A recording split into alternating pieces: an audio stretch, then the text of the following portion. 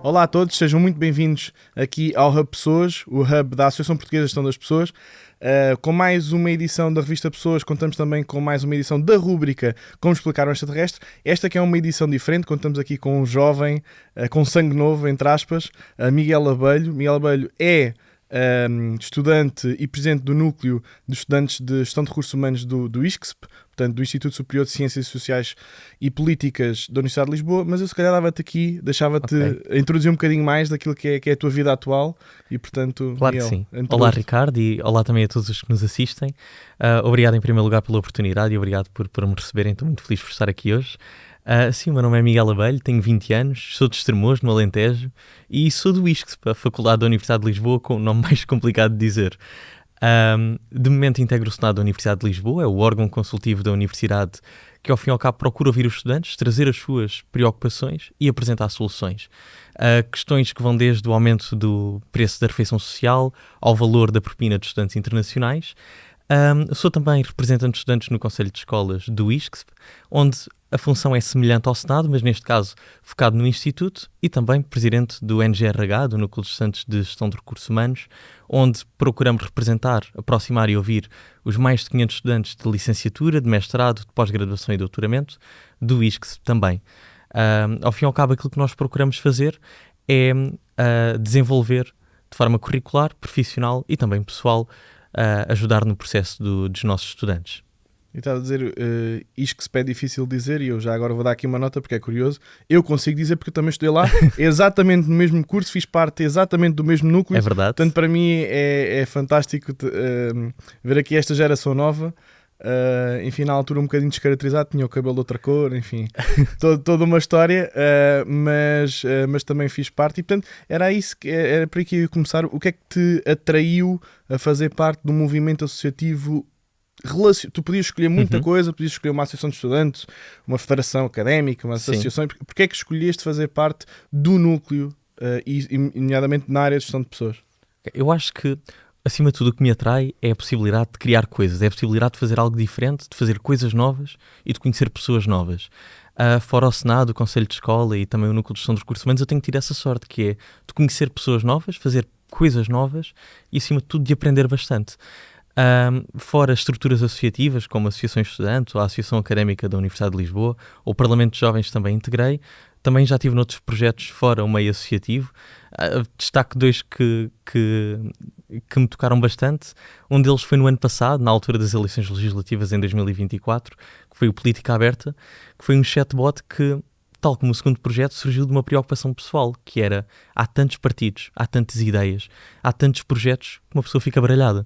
Portanto, aquilo que nós criámos, eu e mais 3 colegas, foi um chatbot de inteligência artificial que procurava responder a essas dúvidas. Ou seja, qualquer utilizador poderia colocar no chatbot que medidas tem a Iniciativa Liberal, por exemplo, no combate à crise da habitação. E o chatbot, com base na informação do programa eleitoral, respondia.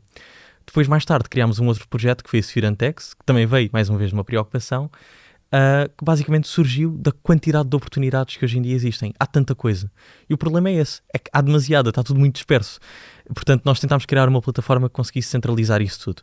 Talks, workshops, iniciativas, debates, webinars, tudo numa única plataforma.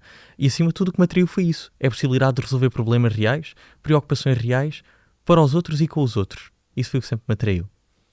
E em que momento é que sentiste que o teu propósito enquanto estudante não se limitava apenas a ir às aulas, a passar aos exames, às frequências e a fechar o curso? Eu acho que desde o tempo da escola e agora na licenciatura, eu sempre senti que o nosso tempo curricular e também profissional deve passar e não deve ser somente o tempo das aulas. Não por este ser insuficiente, não é essa a questão.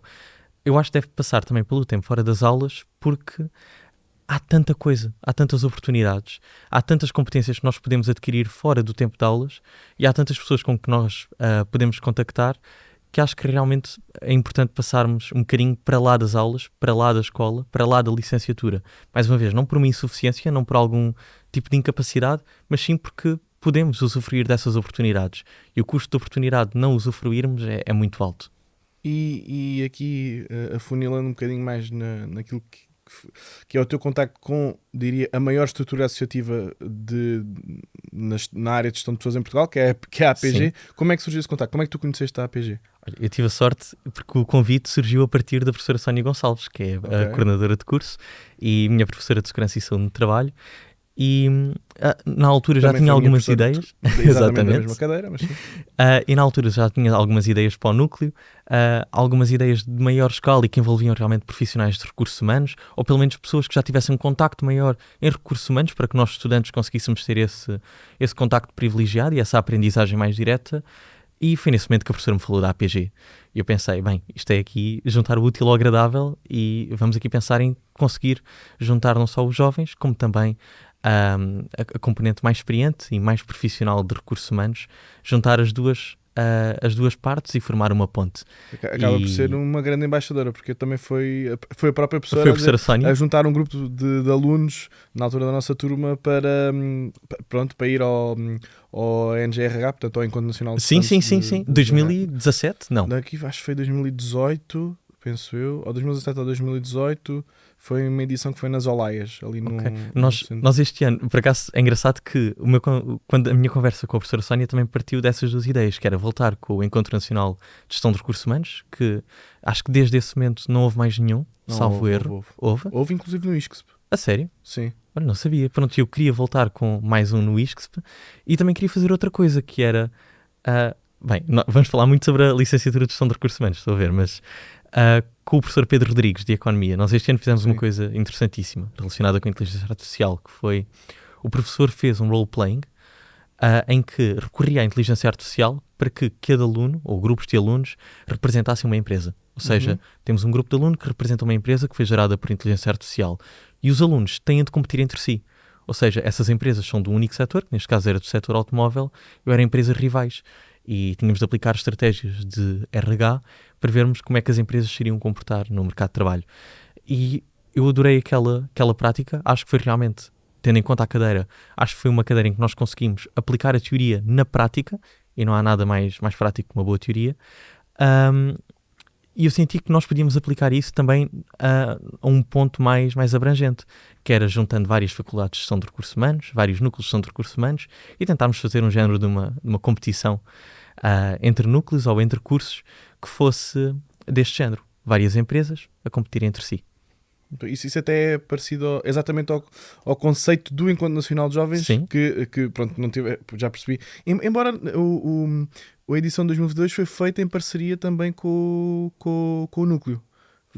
Sim, foi uma edição até noturna, lembro que era das 8 da noite às 8 da manhã. Bem. E depois no ano a seguir foi, penso, no Isqueté. Aliás, é no Isqueté, né? É no Isqueté.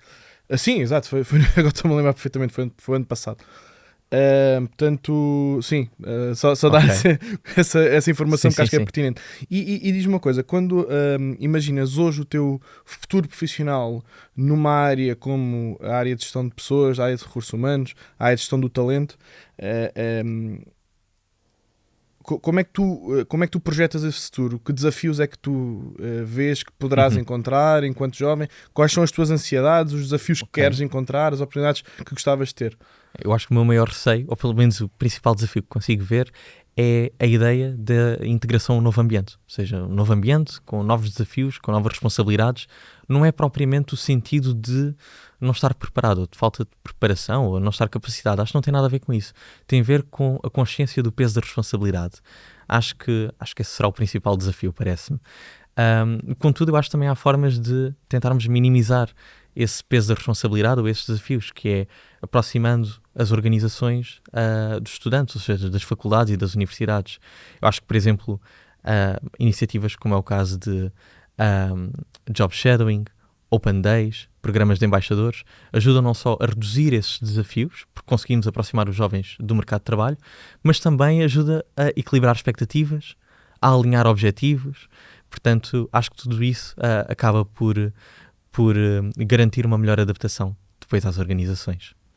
Sendo que estás prestes, eu não sei se vais seguir depois eventualmente no mestrado ou se vais diretamente, digamos assim, para o mundo profissional mãos à obra, como é que tu sentes que quais são as tuas expectativas em relação ao primeiro contacto com o mundo profissional? Que já não é um primeiro contacto, porque através destas iniciativas e ações em que tu trabalhas e participas, já acabas por ter, mas qual é a tua expectativa de, ok, quando fechares este ciclo, o ciclo profissional? Eu acho que a minha maior expectativa é estar à altura das expectativas, parece-me. Okay. Por isso é que eu acho que é importante haver este contacto entre faculdade e o mercado de trabalho, ou seja, ambos estarem próximos para se alinhar expectativas. Eu por acaso pensava, e era um dos objetivos que tinha, era tirar um mestrado e trabalhar ao mesmo tempo. Não sei se será possível, tenho falado com alguns colegas com que conciliação não é fácil. Eu gostava que o meu mestrado... própria que não é fácil. Epá, eu também acho que não. Eu gostava que o meu mestrado fosse mais alinhado em algo relacionado com dados, ciência de dados, tecnologia, análise de dados. Acho que era um bom complemento à gestão de recursos humanos e ainda assim trabalhar numa área que admito que, apesar de ter algumas preferências em relação a que área de RH eu gostava de trabalhar, acho que é importante para termos uma visão suficientemente abrangente e transversal daquilo que é GRH, trabalhar numa fase inicial em qualquer área. Payroll, employer branding, pessoas e cultura, o que for. Acho que é importante para conseguirmos perceber aquilo que é o papel dos recursos humanos em qualquer organização. Portanto, eu acho que a minha maior expectativa para quando entrar no mercado de trabalho é, 1, estar à altura, 2, sentir que a curva de adaptação não é assim tão forte. Ou seja, sentir que logo num primeiro momento estou pronto para aprender, mas sentir também que o que ainda tenho por aprender não é propriamente um entrave na organização em questão. E aqui na tua perspectiva, o que é que distingue a tua geração de outras neste olhar para o futuro? Bem, eu acho que nós temos uma coisa no mercado de trabalho que ainda não aconteceu, pelo menos em anos passados, que é, nós temos uma força de trabalho que é multigeracional, mas mesmo muito multigeracional, que é, nós temos 4 gerações no mercado de trabalho, e 4 gerações diferentes têm 4 paradigmas diferentes. 4 paradigmas diferentes têm 4 prioridades diferentes, e consequentemente 4 necessidades diferentes.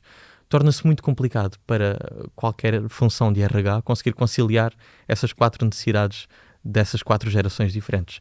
No meu caso, na minha geração, eu acho que ainda acresce uma dificuldade, parece-me. Porque eu sinto que esta minha geração, pelo menos dos jovens com que eu contacto, e eu não gosto de fazer generalizações, eu sei que numa geração temos vários perfis de jovens, mas eu sinto que realmente na minha geração temos uma geração que é muito ambiciosa, que é muito exigente e, acima de tudo, é conhecedora daquilo que é o mercado de trabalho e daquilo que o mercado de trabalho exige. Ou seja, eu olho ao meu redor e vejo jovens que participam em núcleos estudantis, criam projetos, que fazem startups, que estão envolvidos em tudo e mais alguma coisa. E muitas das vezes não é só por quererem diferenciar-se ou por quererem valorizar o seu currículo, é porque têm realmente gosto nisto. E eu acho que isto é logo um ponto fulcral que parece-me que distingue esta geração das restantes. Porque me parece, acima de tudo, que isto é uma geração que quer fazer mais, também é mais capacitada, mas que tem vontade de aprender e de fazer. Portanto, eu acho que isto é o que distingue esta geração. E que, acima de tudo, também é uma geração que me parece que, para além de ambiciosa, é uma geração que já não encara propriamente, por exemplo, a saída entre países, a mobilidade entre países, um problema. É uma geração que já vê isso como uma possibilidade. Ou seja, se o mercado de trabalho não estiver alinhado com aquilo que é o valor que o jovem pode acrescentar, esse jovem já pode considerar, bem, eu ao meu redor ou fora de Portugal tenho outras opções. O que é que consideras são temas inegociáveis para ti e para quem está na tua situação neste momento? Eu acho que muitas das vezes se fala sobre valorização e se tende a associar a valorização somente com a valorização monetária. Mas a verdade é que, não desconsiderando isso como um fator muito importante, sem dúvida que é, sobretudo quando olhamos também para países fora de Portugal, mas eu acho que a valorização vem mais além do que isso. Não pode ser só falarmos de cargos altos, até porque cargos altos há em muitas organizações, não se trata somente de falarmos de projetos motivadores, tem de ser um conciliar de tudo isso, tem de ser um espaço onde o jovem se sinta valorizado, um espaço onde o seu currículo seja realmente adaptado à organização, ou seja, não haja uma questão de sobrequalificação na função que o jovem está a desempenhar. E para isso eu acho que tem de ser mais que um salário monetário, tem de ser quase um salário emocional. Não pode propriamente ser um contrato a termo, tem de ser um contrato psicológico, tem de ser um espaço onde o jovem sinta que, mais que a função, mais que a necessidade, há gosto em fazê-lo. Eu sei que isso é sempre complicado de conseguir, especialmente quando temos estas 4 gerações. Estão preparadas para cumprir com estes desejos e estas expectativas? Bem, eu admito que sou otimista, eu acho que se tem verificado que sim. Também por isso é que nós temos estado a ver uma redução dos jovens que estão a ir para fora, o que também é positivo. Mas eu sinto que sim, acho que as organizações estão preparadas. Ou se não estão preparadas, pelo menos começam-se a perceber do risco e do desafio que é não reter os jovens. Não fazer mais do que para além do salário. Ok. E enquanto estudante, embora claramente percebe-se que tens uma noção muito mais abrangente do que um típico estudante, diria. Mas que tipo de práticas de gestão de talento, de gestão de pessoas é que te inspiram e que te fizeram, por exemplo, fazer parte do núcleo e entre outras iniciativas futuras em que poderás... O que é que achas que realmente te inspira neste mundo dos gestores de pessoas e dos profissionais de gestão de pessoas? Eu acho que mais do que práticas, mais do que técnicas e estratégias, eu destaco uma palavra, que é proximidade, que é um dos desafios que nós temos no núcleo, porque são muitos estudantes, são estudantes de diferentes ciclos de estudo, licenciatura, a doutoramento, portanto torna-se complicado para nós estarmos próximos, mas eu acho que realmente a proximidade é o que consegue distinguir e fazer uma prática bem sucedida de uma prática às vezes falhada. Portanto, estarmos próximos, ouvir as pessoas. Se nós não estivermos próximos, não conseguimos ouvir as pessoas. Se eu disser, Ricardo, eu tenho uma ideia para um próximo podcast, e se eu falar baixinho, o Ricardo possivelmente não me irá ouvir. Portanto, eu não tenho de falar mais alto para o Ricardo me ouvir, nós temos de estar mais próximos. Portanto, se eu tiver de falar cada vez mais alto para que me consigam ouvir, então isso não é uma conversa, é uma discussão. Eu não quero discutir. E que erros é que as empresas, na tua perspectiva, estão a cometer, seja para ouvir, seja para atrair talento, mas para estar próximo nesta lógica? Eu acho que mais uma vez vai de encontro àquela questão da proximidade, ou seja, de às vezes estarem um pouco longe das faculdades, das universidades, onde está o verdadeiro talento, que é onde ele se forma, e por vezes estarem somente centradas em determinadas áreas ou em determinadas faculdades, mas também acho que por vezes, já no mercado de trabalho, já nas próprias organizações, pode falhar alguma falta de proximidade ou de contacto entre gerações. Destaco uma ideia que eu acho que é pertinente e nós também aplicamos no núcleo com estudantes de primeiro ano e terceiro ano. Não que o núcleo seja exemplo, mas como não tenho ainda experiência profissional, pronto, destaco o núcleo claro, e as outras estruturas associativas. E essa iniciativa é o programa de mentoria. Eu acho que o programa de mentoria é algo fantástico para qualquer jovem que acaba de chegar a uma organização. Ou seja, ser aconselhado por alguém mais experiente, que já lá está há mais tempo, com mais idade vem mais experiência. Mas como é que o vosso programa de mentoria funciona? É direto, é integrado nas empresas, é? Não. O nosso programa de mentoria é entre alunos. Okay. Ou seja, por exemplo, quando um aluno caloiro chega à faculdade, um aluno de primeiro ano, ele, após um mês, no máximo, é acolhido por um aluno de segundo ou terceiro ano. Okay. E os terceiro ano podem também ser acolhidos por alunos de diferentes ciclos de estudo. Isto é importante para os alunos de primeiro ano, têm rapidamente uma adaptação mais facilitada no instituto. Para os alunos de terceiro ano, para saber o que é que vão fazer assim que terminarem a licenciatura. Portanto, ao fim e ao cabo é vantajoso para todos. E também para os alunos que são mentores, porque quem é mentor recebe um certificado e também tem no diploma de certificação de curso essa nota. E eu acho que no mercado de trabalho isso era muito importante. E projetando mais uma vez aqui o futuro, que papel é que tu, enquanto Miguel, enquanto membro da tua geração, mas sobretudo enquanto Miguel, que papel é que tu gostavas de ter no futuro nesta área? É complicado dizer, pronto, ainda não temos experiência profissional. Mas qual é o teu propósito? Eu diria que era tentar talvez ter um equilíbrio entre aquilo que é uma liderança estratégica, aquilo que é uma visão mais analítica, juntamente também atendendo à componente humana, que é uma componente relacional, que é uma componente que exige proximidade, que é uma componente que exige compreender as pessoas e com o seu crescimento implica estarmos próximos delas. Portanto, eu gostava de tentar ser um equilíbrio entre a produtividade, entre a parte analítica dos dados, pronto, mais uma vez a relação com o mestrado que eu gostaria de seguir, mas também sempre atendendo à componente das ciências sociais. Acho que era uma que eu gostava de fazer. E que competências é que tu vês que vais precisar para cumprir esse propósito no futuro? Tantas. Mas eu acho que talvez as competências mais importantes são aquelas que são mais difíceis de formar. Eu diria que são soft skills. Ou seja, atender que cada pessoa vem de um paradigma diferente, cada pessoa vem de um contexto diferente, cada pessoa tem aprendizagens diferentes, formas de trabalhar diferentes. Eu acho que isso é muito importante, por isso é que eu acho que as soft skills são realmente mais importantes. As hard skills acho que, não desmerecendo, atenção, como é evidente, e como é óbvio, as competências técnicas são fulcrais para qualquer trabalho. Nenhuma empresa funciona só com simpatia e boa disposição, mas acho que as hard skills mas acho que as hard skills são realmente importantes. Mas acho que as soft skills são realmente importantes e as hard skills são mais fáceis de formar. As soft skills nem tanto, exigem um esforço maior. Não é impossível, mas o esforço é maior. E como é que vês neste mundo que vai ser completamente impactado pela robótica, pelo machine learning, a inteligência artificial, pela quântica? Como é que tu te vês daqui a 10 anos, por exemplo? Bem, por exemplo, no que diz respeito à tecnologia, à inovação, à inteligência artificial, eu espero conseguir utilizar essa ferramenta, que é uma ferramenta poderosíssima, como uma forma de diferenciação. Ou seja, conseguir utilizar a inteligência artificial ou outro tipo de tecnologias para fazer realmente aquilo que o ser humano pode ser substituído. Ou que é como estou a referir. Utilizar a tecnologia, utilizar a inteligência artificial para conseguir poupar algum tempo e conseguir dedicar o meu restante tempo às relações humanas, às pessoas. Acho que isso é realmente importante. Portanto, acho que este era o papel que eu gostava de ter na tecnologia e na inteligência artificial. Era diferenciar, utilizá-la. Só me ocorre aquela frase do Spider-Man que é "With great power comes great responsibility". Ok. E acho que aqui era a mesma coisa, que era utilizar esta ferramenta poderosíssima para me conseguir diferenciar, para conseguir poupar algum tempo e o tempo restante dedicar às pessoas. Mas eu vejo acima de tudo a tecnologia e o avançar todo este tempo moderno como, na verdade, uma vantagem para a gestão de recursos humanos, para a área de RH também, que é no momento em que o fator tecnológico está cada vez mais marcante, então o fator humano vai-se cada vez mais diferenciar, porque é único, é distinto. E eu acho que é importante aqui a GRH, e já se tem vindo a verificar isso, continuar a ter este papel crucial e fulcral nas organizações. Olha, gostei aqui muito do mote "With great power comes great responsibility". acho que é um bom mote para se terminar aqui. Muito obrigado. Obrigado, aqui, em nome Ricardo. da APG, Obrigado. aqui a tua presença. Como vêem, agora lá para casa, a APG é aqui um espaço muito diverso. Acolhemos aqui nos nossos podcasts, nas nossas entrevistas, pessoas de diversas áreas, diversas características e, portanto, continuem desse lado. Não vamos ficar por aqui. Há muito mais para explorar no Hub Pessoas. Se não viram os outros podcasts, as outras entrevistas e os outros conteúdos, convido a que o façam e vemos na próxima edição.